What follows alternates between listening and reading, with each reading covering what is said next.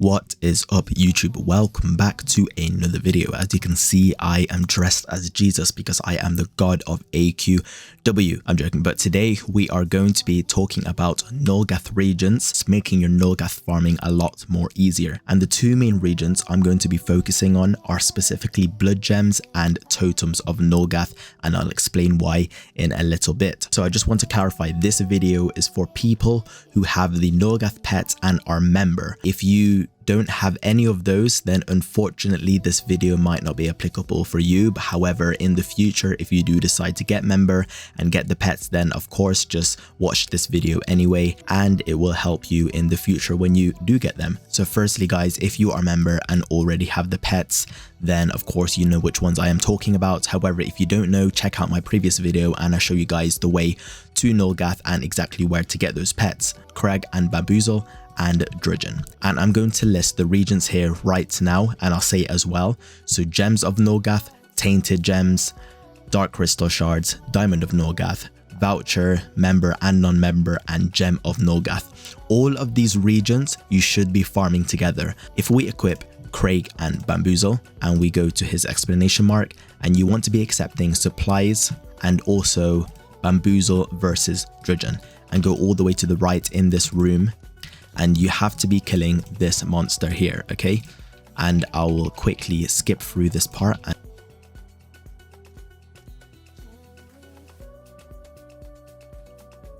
Alright guys, I had to change my set because my colors messed up.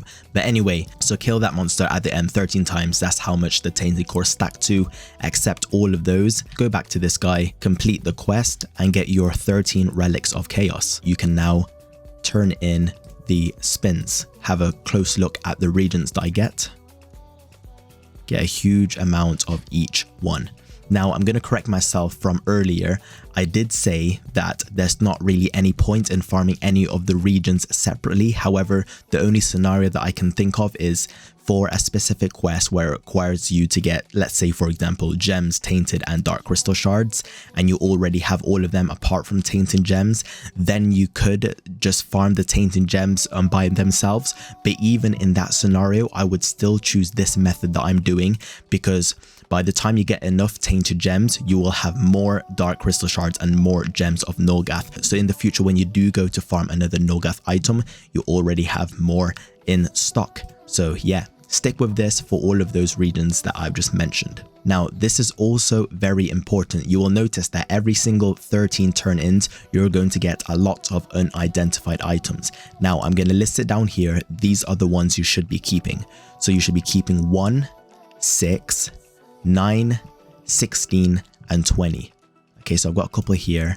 I'm going to get back to that, but keep those in mind. So this method alone, guys, is already 80% of the Nulgath regions that you need to farm in the game, and you saw how quick and easy that was. And all we're missing really is the Blood Gems and the Totems. Now moving on to getting Blood Gems. Now the most common way is going onto here, Contract Exchange, getting Unidentified 13 and Blade Master Rune, okay? And what you'd end up doing is farming for the Unidentified 13 first. You'd go to your Crag, you go to Diamond Exchange first to get the Unidentified 13s if it didn't drop in the spin.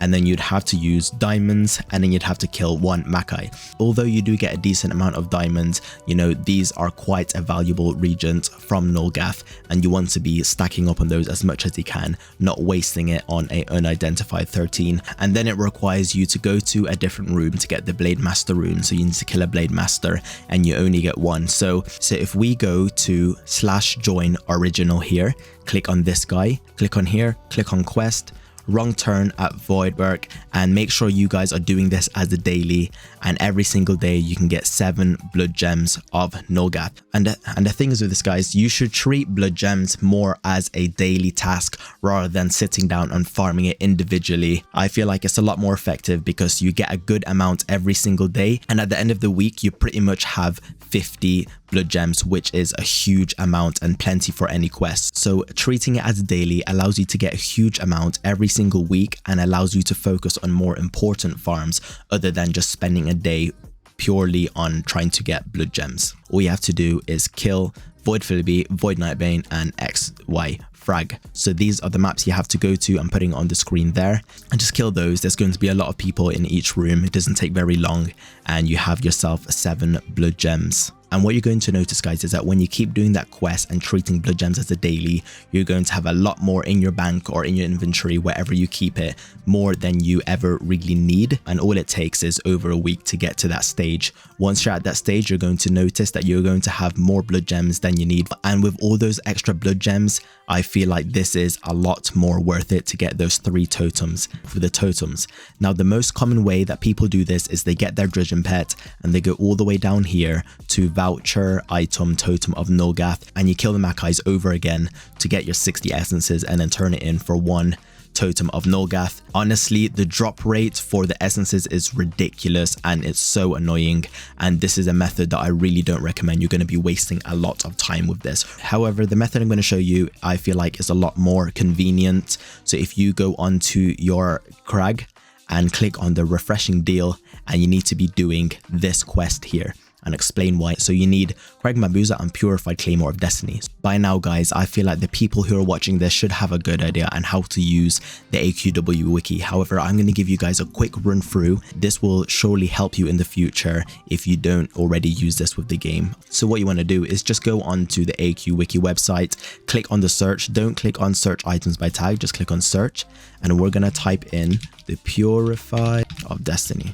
Click on this here. Now you can see here it shows the image of the item, the locations of where you can access the item, and it shows you how to get it exactly. So if it's a price, it will just show you a price. If it's from a quest, it will show you the quest. You can see that we need to do the Purified Claymore quest. So if we click on this and put it in a new tab, we can see where it shows us to go. So the quest is from Polish, and we need to complete Murray's quest first to access these quests. So you can click on Murray's quest, and it shows you exactly where he is. So he's in Citadel, and you need to do all of these quests to unlock these. And once you've done that, you should be able to access this, and this is the quest that you need to do. And of course, it shows you the requirements and the items required. So you need to get this, so we can click this as well. And this shows you the item, and it shows you where to get it. So we can either go to Battle Under or Marsh 2. And then it shows you that it is dropped by the Undead Berserker. And if you want to see what that looks like, put that in a new tab, and this is the monster you have to kill. So that is basically the way I navigate the wiki, guys. If you don't do that already, then hopefully that helps. This is the way that you want to be doing it, instead of asking everyone questions, going on YouTube, finding tutorials. Take some initiative, use the wiki, and this will help a lot. Okay, so that being said, guys, all we need, guys, is the Bone Axe, Unidentified 10s, and from this method, as I said, to getting all the Reagents, you're going to get a lot of unidentified 10s, so you will never have to worry about that. I haven't farmed Nulgath for ages, and you can see how many 10s that I've got already here, and the blood gems that we farmed previously extra. With the Bone Axe, I'll show you how to get that now. So we just go to /join graveyard, you go up here, and then you go to the left, and then left again, and all you have to do is kill this monster here, the big Jack Sprat, and there you go, you can turn it in. And yeah, guys, you can pretty much scrap this quest. The only time you would do this if you were pretty much maxed out on every single region and all you needed was specifically the totems, then I guess you could do this quest. Otherwise, there are better methods. And with all those extra blood gems that you're going to have, knowing that you are going to get an extra 7 tomorrow and the day after and the day after, then I feel like it is definitely worth this exchange. So 2 blood gems for 3 totems. And the thing is with this game, guys, you need to think, how efficient are you using your time in this game? Would you rather sit in the room for literally hours, killing Macais until you get 60 essences for ages, and you need to do that 3 times just to get 3 totems? Or would you rather do a daily where you get 7 blood gems, and considering that they are all spare, you can do 3 turn-ins of this and you get 9 totems pretty much every single day, as I said, considering that these are spare blood gems. Yeah, I feel like these are a lot more time effective, and on the long run, you should be using this method instead of sitting in Citadel for ages getting totems. I did mention about making sure you accept those specific unidentified items, and I'm going to show you guys why now. So as soon as you guys get those unidentified items, you want to go here, you want to go straight up, you want to go all the way to the right,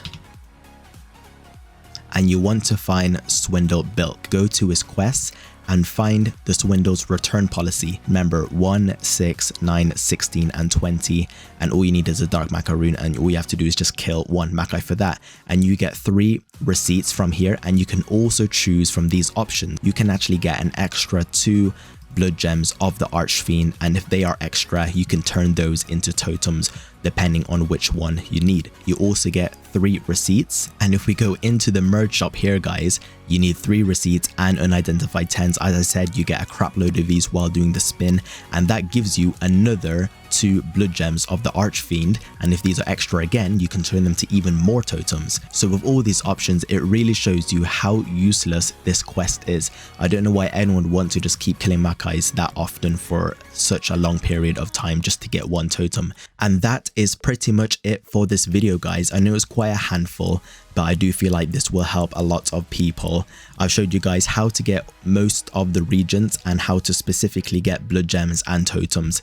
If you do want me to delve deeper into the other Reagents, which I don't feel like I will need to because I don't really see any other efficient way of doing it. But anyway, leave a comment below what you guys think about this. If you think I've missed anything out, let me know and help others in the comments. And yeah, that is pretty much it. Thanks for watching the video. Comment, like and subscribe if you haven't already, and I'll see you guys in the next one. Peace.